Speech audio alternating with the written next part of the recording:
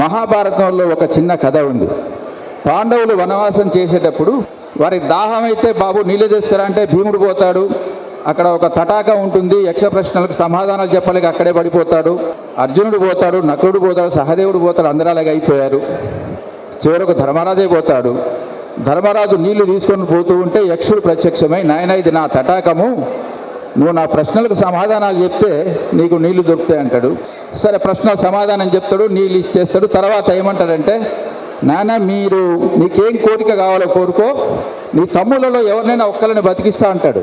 అంటే ధర్మరాజు ఏమంటాడు ఆలోచించి, మా నకులుని బతికించవయ్యా అంటాడు.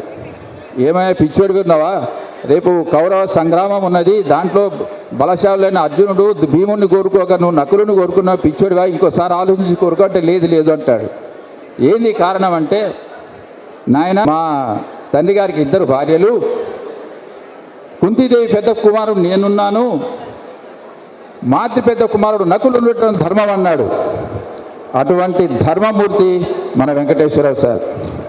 డిపార్ట్మెంట్లో నేను ఒక్కనే కాదు, నా సహోద్యోగులు, నా యొక్క సబార్డినేట్స్, అటెండర్ స్థాయి దాకా కూడా అందరూ క్షేమంగా ఉండాలి అని కోరుకున్న ధర్మరాజులుగా కోరుకునే అజాత శత్రువు మన వెంకటేశ్వర సార్ అంటే నిర్వివాద అంశం. ఎందుకంటే ఈ కార్యక్రమానికి దాదాపు 2 గంటల నుంచి ఇంతమంది వచ్చి ఇంత గొప్పగా వెయిట్ చేస్తూ అందరి సందేశాలు వింటూ సారికి అభినందనలు తెలియడానికి వచ్చిన ఇందరిని చూస్తుంటే అది ప్రత్యక్షంగా కనపడుతుంది. అది ఒక గొప్పతనం.